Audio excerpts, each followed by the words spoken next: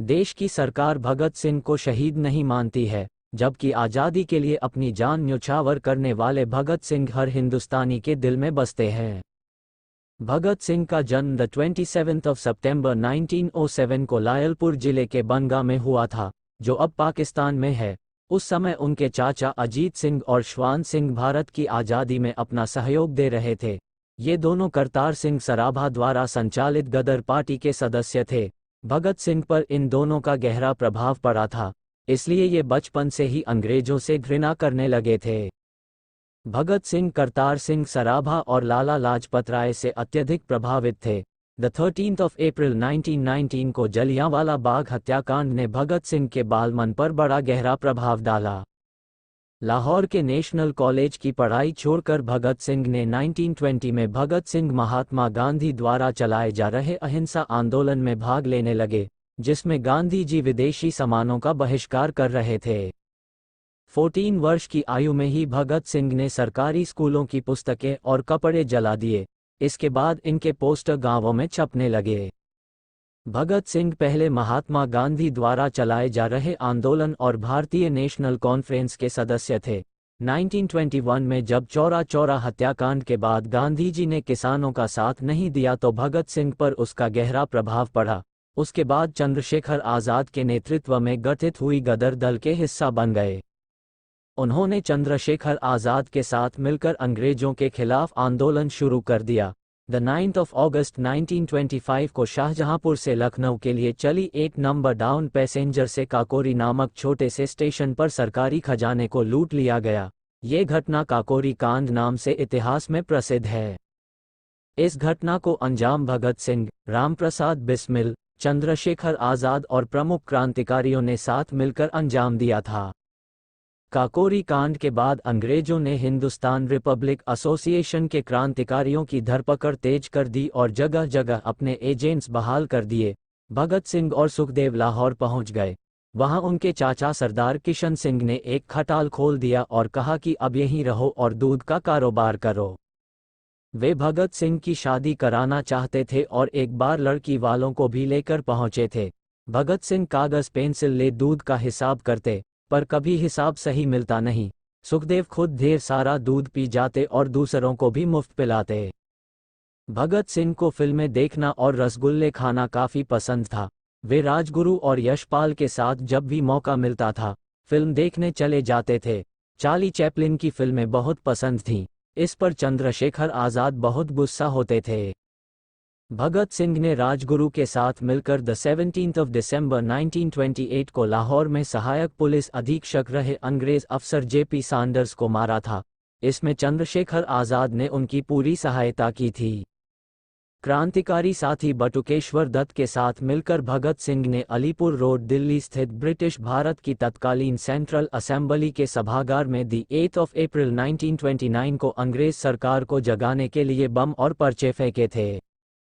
भगत सिंह क्रांतिकारी देशभक्त ही नहीं बल्कि एक अध्ययनशील विचारक, कलम के धनी, दार्शनिक, चिंतक, लेखक, पत्रकार और महान मनुष्य थे। उन्होंने 23 वर्ष की छोटी सी आयु में फ्रांस, आयरलैंड और रूस की क्रांति का विशद अध्ययन किया था। हिंदी, उर्दू, अंग्रेजी, संस्कृत, पंजाबी, बंगला और आयरिश भाषा के मर्मज्ञ चिंतक और विचारक भगत सिंह भारत में समाजवाद के पहले व्याख्याता थे। भगत सिंह अच्छे वक्ता, पाठक और लेखक भी थे। उन्होंने अकाली और कीर्ति 2 अखबारों का संपादन भी किया। जेल में भगत सिंह ने करीब 2 साल रहे। इस दौरान वे लेख लिखकर अपने क्रांतिकारी विचार व्यक्त करते रहे। जेल में रहते हुए उनका अध्ययन बराबर जारी रहा। उस दौरान उनके लिखे गए लेख व परिवार को लिखे गए पत्र आज भी उनके विचारों के दर्पण हैं। अपने लेखों में उन्होंने कई तरह से पूंजीपतियों को अपना शत्रु बताया है। उन्होंने लिखा कि मजदूरों का शोषण करने वाला चाहे एक भारतीय ही क्यों न हो, वह उनका शत्रु है। उन्होंने जेल में अंग्रेजी में एक लेख भी लिखा जिसका शीर्षक था, मैं नास्तिक क्यों हूँ। जेल में भगत सिंह व उनके साथियों ने 64 दिनों तक भूख हड़ताल की। उनके एक साथी यतीन्द्रनाथ दास ने तो भूख हड़ताल में अपने प्राण ही त्याग दिए थे। 23 मार्च 1931 को भगत सिंह तथा इनके 2 साथियों सुखदेव व राजगुरु को फांसी दे दी गई। फांसी पर जाने से पहले वे बिस्मिल की जीवनी पढ़ रहे थे जो सिंध, वर्तमान पाकिस्तान का एक सूबा, के एक प्रकाशक भजन लाल बुकसेल ने आर्ट प्रेस, सिंध से छापी थी। पाकिस्तान में शहीद भगत सिंह के नाम पर चौराहे का नाम रखे जाने पर खूब बवाल मचा था। लाहौर प्रशासन ने ऐलान किया था कि मशहूर शादमान चौक का नाम बदलकर भगत सिंह चौक किया जाएगा। फैसले के बाद प्रशासन को चौतरफा विरोध झेलना पड़ा था। इसमें कोई संदेह नहीं कि भारतीय स्वतंत्रता संग्राम में अद्भुत योगदान देने वाले क्रांतिकारी शहीद भगत सिंह केवल अंग्रेजों से बदला लेने वाले सशस्त्र क्रांतिकारी नहीं थे। कई ऐसे मौके आए हैं जब पता चलता है कि वे केवल भारत को अंग्रेजों से मुक्त कराने के अलावा भी बहुत कुछ चाहते थे। कुछ लोग उन्हें राष्ट्रवादी क्रांतिकारी कहना पसंद करते हैं तो कुछ का कहना है कि उनकी सच पूरी तरह से कम्युनिस्ट हो चुकी थी तो कुछ उनके सोशलिस्ट होने का दावा करते हैं। सच ये है कि उन्हें आज के दौर की तरह किसी एक विचारधारा से बांधना सही नहीं होगा, लेकिन ये समझना और जानना भी जरूरी है कि उनकी सोच पर किस तरह के विचारों का प्रभाव था और वे खुद को कैसा दर्शाना चाहते थे। सरदार भगत सिंह केवल एक शस्त्र उठाने वाले क्रांतिकारी ही नहीं थे, उनकी देशभक्ति और देश के युवाओं को प्रभावित करने वाली विचारधारा पर आज भी शोध का विषय है। बचपन से ही उन्हें अंग्रेजों के जुल्म देखे थे देशभक्त क्रांतिकारियों के बीच रहने से उनके मन में अंग्रेजों के बुरे बर्ताव की जानकारी मिलती रही जिससे उनके मन में अंग्रेजों के प्रति गुस्सा पनपा, लेकिन उनके मन में अंग्रेज के प्रति गुस्से से कहीं ज्यादा देश प्रेम और आज़ादी पाने की लालसा थी। देशभक्त परिवार में जन्म। भगत सिंह का जन्म पंजाब के लियालपुर के बांगा, अब पाकिस्तान में, गांव के एक सिख परिवार में 28 सितंबर 1907 को हुआ था।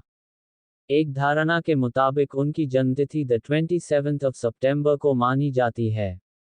उनके पिता का नाम सरदार किशन सिंह और माता का नाम विद्यावती कौर था।